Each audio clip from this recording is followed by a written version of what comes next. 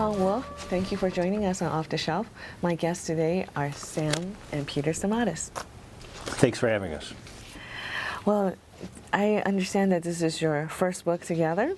Yes. And can you tell me how it started? How did you start writing? My dad retired as an engineer after a career as an electrical engineer in about the year 2000. And he began going down to Florida with my mom and experiencing retirement, I suppose. And we said, you know, Dad, why don't you write down for us what happened when you were a boy? We knew that he was born in Greece in 1933, and we knew that he came here to the United States in 1946. And other than that, we knew very little, because it was something he really never talked about. And I had come to learn that others from his generation, other Greek Americans here who lived in Greece during the 30s and then during World War II in the 1940s, never really talked about what happened. So he began writing down some stories from his youth on yellow legal pads and sending them up, and I was getting them and I started reading them, and it was fascinating what I was reading, because I was reading things that I had never known before. And we encouraged him to keep going, got him a computer. He started typing in these stories. I was getting the stories. I began organizing them and then began sort of editing them and then interviewing him to add more dialogue and meat on the bone and to try to really get the essence of what was going on with him and what was going on in Greece at this time. And so in the end, we have a story that is the story of famine, World War, but in the end, the spirit of survival told by really through the eyes of a boy, which is which is my dad, through his eyes as he lived these things in the 1930s and 40s. So you said this story, to understand the story, you had to add some. You had to ask some questions. You have to put some meat on the bones. Yes. So what was hard about it? Like, what was hard to make sense of the story that Sam was telling us?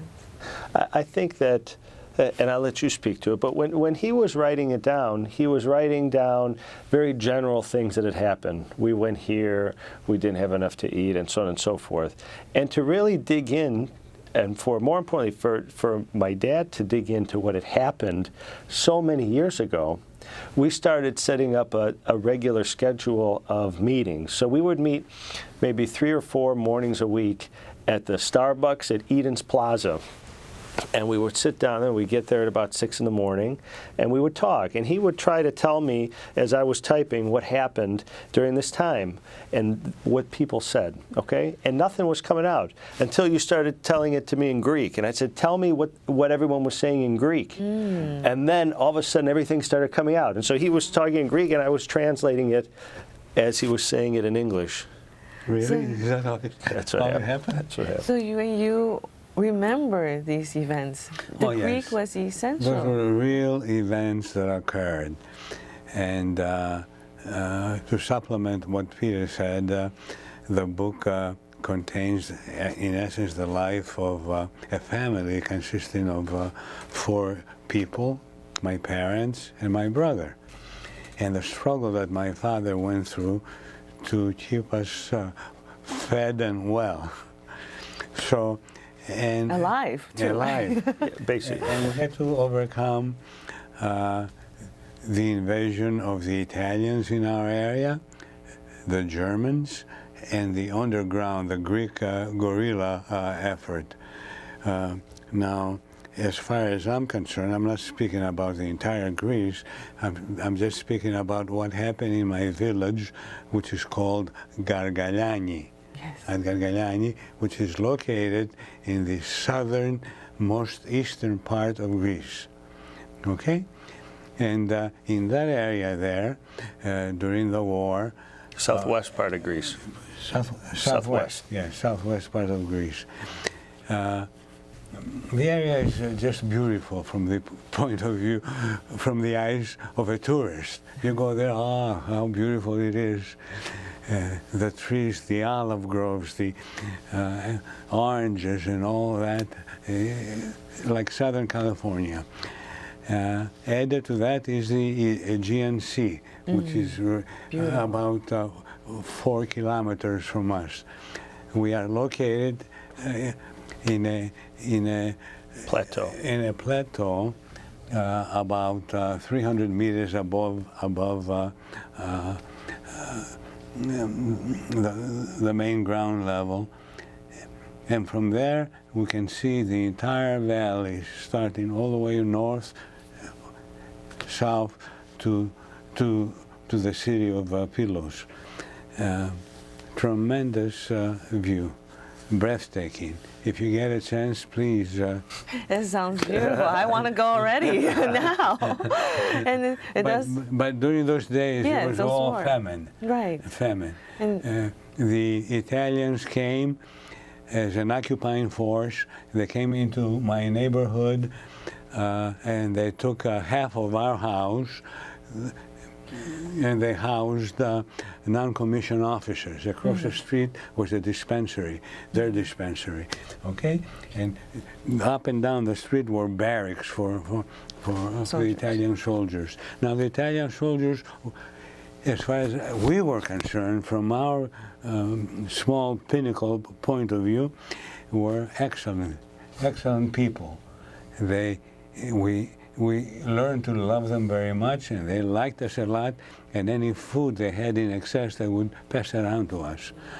Now that's one of the mindset that's hard to understand, right, Peter? When you hear the story first time, you think, how can you let soldiers live in your house and everybody's okay with that, right? Can you explain how you go about understanding You know, I think, mindset of the... I think part of the Greek spirit is one of practicality and survival, I think. And so when they were in this situation, the Italians were coming in, there was nothing they could do, and when they found themselves in that situation, they made the best of it.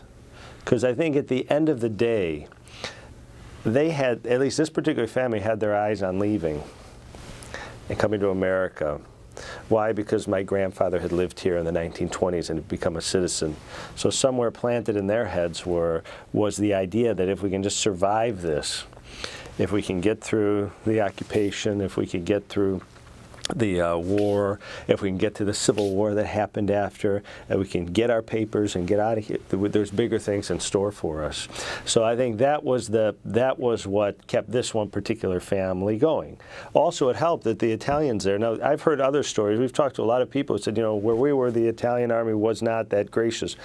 In this particular town, they were very helpful, and to this particular family, they were helpful. So they were hungry. If they had extra food, they gave it to them. I think, at least in this town, these forces seem to not have all that much interest in being an occupying force in another country. So they kind of, you know, the uniforms got a little loose, and they kind of hung around, and they spent time in the square and so forth. Idyllic location. this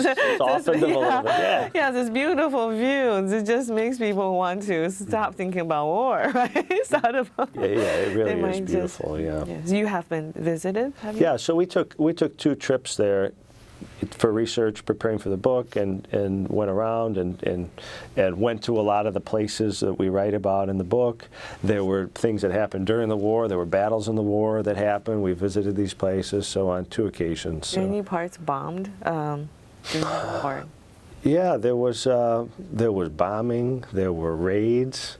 You know, what you saw, I think, then, one instance in particular was there was a guerrilla force, an underground force and this town was on a main road, and to get from point A to point B of interest, they had to pass through this town. So near this town, there were guerrilla attacks on German columns that would go through, and the people in the town were very fearful of this because there were reprisals, and the Germans had the Nazis had let everybody know, for every Nazi soldier that's killed, there'll be 10 civilians killed. Yes. So these attacks would happen. The people in the town would say, "Don't attack! You know, they're going to come up here." There was all that tension was always there. Tension, yes. Absolutely. Well, this sounds very familiar because my family, my parents were in China during World War II, and there's also resistance against the Japanese. There's Chinese Civil War underneath that. Is a very confusing time, and a time about survival. And if you can have something to eat, you know, you can be very good friends. Right. So you said, how do you live with the Italians there? They've taken over your house, whatever it is. The bottom line is survival, right? Let's just get through this, and we'll worry about other things later. And besides, we had no choice, you see. When the Italians moved into the city of about 9,000 people there, they chose the neighborhoods. They went around and they took a survey of the neighborhoods and which areas they will put about 600 to 700 Italian soldiers. Okay? And they knocked at our door and they looked over the house, you know, several bedrooms. We had 1, 2, 3 bedrooms, a dining room and big kitchen and all that. And he says, 4 people in this room, in this house, it's not allowed. Half of your house is ours. And they use the main entrance to enter, and we nail the doors in between the front of the house and the rear of the house, so we have no communications with them. And we use the rear door as our means of entering and exiting. So your father was an American citizen. Yes. How did he go back? I mean, right? Interesting story. Yes. My father came in 1920 to the States. And he worked for about almost 10 years being a candy maker. Okay, beautiful. He worked here in Chicago. And it was time for him to find a wife. So what does he do? He returns back to his native land. Of course, you have to marry a true Greek. He played the big shot, you know, I'm somebody now, American, and maybe he had a watch, a golden watch here in his vest, you know. Very snazzy. Very fancy. Very fancy. And anyway, there's a big story in the book about that. He met my mother, and my mother didn't want him. No way I'm going to marry him because she was taller than he. You know, the size difference made it, and also the apparent status in the society of the village there. My mother was up here, my father was down below. So that big house was hers. Yes. Yeah, and finally, to make a long story short, out of desperation, she agreed to marry him. They got married with the thought of coming to America. Okay. However, during that time, the Great Depression hit America, and the little money that my father had in the banks here, he lost it. So he got stuck there. Stuck. Yes. Yeah. So he got stuck in Greece, and then another fight began because he demanded from his family his share of the property that he had. And so he had to divide with his brother everything he had, and that caused polemics, wars between the two brothers. Yeah. Yes. So what is the most memorable story that made you feel we have to publish this? Oh, that's interesting. There were a lot. There was so many, I'm sure. A whole lifetime of stories, you know. And what struck me was that in the face of these tough times that they were living through, a lot of funny things happen. Okay, life goes on. So it's not sort of the stereotypical, you know, peasants, you know, sort of hunched over, sort of walking through a field of desolation. Yeah, okay, this is not slaves. Yeah, I mean there was life happening, and the people in this town are pretty savvy and they're pretty bright. and they do what they have to do to survive, you know. And a lot of funny things happen. They had purchased a pig to raise the pig to eat it, you know. They're trying to name this pig. What are we going to name it? They named it Mussolini. Okay, they got some cat, you know. Mussolini was taken. They named it Benito after Mussolini. They're making fun of Mussolini. When Mussolini resigns, the Italian soldiers in town threw a party. They go berserk. They start giving to the families all their goods, their sheets were leaving. There's pictures of Mussolini. They're throwing him on the ground. They're spitting on him. They're getting drunk. He had a terrible end. We know that. You know, and that was when he left power. When they left the town, this was really something, if you can imagine this. So the occupiers are leaving the town. Mussolini's gone. They're going back to Italy. And a lot of them are worried now that they're never going to make it home, that they're now the enemies of the Nazis and the Nazis are going to destroy them. So the day before they're leaving, there's a knock on the family's door. This is the occupiers now knocking on the door of the occupied. And they open the door, and they're Italian soldiers. And they say to my father's parents, they're all at the door, the whole family's there, they say, they're leaving tomorrow, we don't want to leave with them. We want you guys to hide us. And they say, of course. So they gather them together, they hide all these guys. What a reversal of fortune, right? The Italians leave, and then several days later, these guys kind of come out and they disappear into Greece. And they were afraid to go back, you know. And that's the Greek people now helping the occupiers. It's really, I mean, when you break it, when you get sort of that human level, it was really something to learn. Yeah, because humanity there at least trumped, you know, a lot of these social and a lot of these governmental positions and the political lines. You got it. Wow. Now, how old were you, Sam? When we came to America, I was 13. Well, during that time of occupation was? Anywhere from 8 to 13. So, Peter, how has your relationship with your father changed through the process of writing this story? Can you remember how you were before, right? Yeah, no, we were always very close, my dad and I, and I think we have similar temperaments. So we sort of seem to, I picked up his genes, whatever it is, so we seem to get each other. But the process of getting together in the mornings and me interviewing him and writing down all the things that happened, it gave me really such a much more of an appreciation of exactly what he had been through in his life, the things he'd experienced in his life. So I grew up in Glenview, right? The things I experienced between 8 and 13 seemed pretty tame compared to what he experienced between 8 and 13, or what my children here, we're raising our family in Glenview, are experiencing, you know, during those ages. So it really gave me, I think, a greater appreciation for him and his character and what he had been through and what my grandparents had been through. And then so when I started thinking about it, you know, my grandparents were born in this town.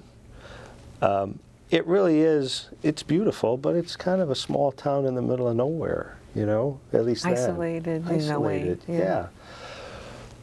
My father came here when he was 13, and then he went to school at the University of Illinois, okay, which is, sure, it's a credit to him, but even more so, it's a credit to my grandmother, who, when they came here, when he was younger, was adamant that he do well in school and be educated. And then when he came here, he didn't speak any English, but she was on him to excel in high school. He went to Austin High School, and then he served in the United States Army, and then went to the University of Illinois. And it's part of the Greek spirit. Right. Yeah, what a miracle. Yeah. It's a cultural attribute, I think, of a lot of the Greek immigrants who came over, as well as other immigrants from other places, right? That education is paramount. It's very important. And that you don't speak the language, you're going to learn the language. There was no sort of poor me, or no one was looking for any assistance, handouts, no handouts at the time. And it's not only my dad, but scores of people who came from this part of the world in the 50s and the 60s and even the 70s had that mindset. So it gave me such a great. They encouraged you to go to school too. There was no, there was no There's choice. no choice, right? There was no other way, There was right? no other way. There was no other way, and that comes from, to me, from my father, to him, from his mother, from her. It goes all the way back up the generations. Yeah. And how have you feel your Greek improved? Because you say your father was all of a sudden just released a story Yes. in wonderful Greek, Yes. that you maybe did not use so much with him before, or just. Yeah, we don't ever speak. I like to speak as much as I can. Okay, And it's harder for the next Right. generation always, right? Yes, So, yes. So how it may be painful for those listening to me, but it's okay. But yeah, I think it improved, and it particularly improves when you go back to Greece. All of a sudden, the lights go back on a little bit. in the process of writing the story, hearing the story in Greek, was Yeah. it different than hearing the story in English? Yeah, there was more of a. It was less interpretive coming from him. It was, here's what happened, and so then I had to. If I get to a word I didn't know, I had to stop. What does that mean? And I'd type it as fast as I could. So it helps. I mean, the more you use a language, the better you get at it. And then I think that to get the essence of a culture, you have to do it through that language. So, were your siblings envious of the relationship you have with your father, that you had all those Saturday mornings? Probably envy that goes back to, the early 1970s. I was the youngest, so I was treated, I think. The sibling rivalry, right? Yeah, probably. But it's always special. I mean, every child wants to have alone time with their parents, perhaps. Yeah, and my father's an interesting person because if you want to spend time with him, you got to chase him. He's very unimposing, so it was the book was a nice opportunity and a nice excuse for me to be able to spend time with him. Yeah. Yes, I'm sure. Well, I'm envious of your wonderful relationship. And that the part of it is, I think that everybody has a story to tell. Yeah. All of our families have been through a lot, and so when we started this project, I said we got to get this down because when it's gone, it's gone. We'll never get it back. If my grandmother were around, she's a main character in the book. He had said once, I wrote my memoir and it turns out to be the story of my mother. Okay, probably true for a lot of us. Yeah. But at that point, it was just spending time and realizing what had happened and so forth, and getting that down to our children is an important thing, I think. So tell me about your mother. You say she's a main character in this book. Right. My mother's character is aggressive, passive aggressiveness. She has it in her, and she can read a person and tell without uttering a word what they're thinking. She was that type of a person. And contrary to her forward appearance, my father was just the opposite. He had no clue of what was happening around him, okay? And it took my mother, that the book refers to as Nitsa. Nitsa was her first name, okay? And her efforts to carry us through the occupation, to make sure that we ate something. Okay? She would send me to her friends who were more affluent than we were to do chores for them so they can give me a piece of bread. Oh. Okay? And she became to make money, she became the courier of notes for the prisoners in the jail in the basement to their girlfriends in town. Okay? Yes, we had the basement of our house. The Italians had as a jail for Italians, for misbehaving Italians, and various girls in the area would send them letters and notes, and my mother would carry them through a back door of the jail. She sounds very clever. She was clever. She sold the same piece of property to two people. I mean, she did what she had to do to get her family through. she's a little controversial in the book. Some people like her, some people say, I don't know, but she did the best she knew how to do for survival. I think it's a context of survival. Yeah. You need to think that way. To well, how else you can come to America, right? With nothing. Right. Well, I have one last question: is how? Tell me about the title. How did you come up with Dandelions for Dinner?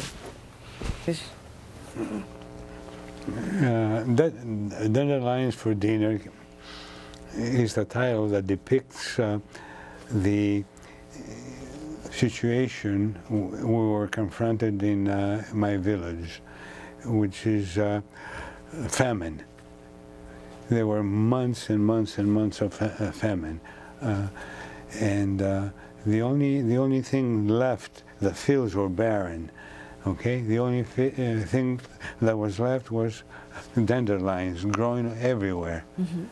Okay, and these dandelions were, my father used to pick them, fill a sack, and bring a sack of dandelions every evening at home, which my mother routinely washed them and prepared them, boiled them to have a meal the following night.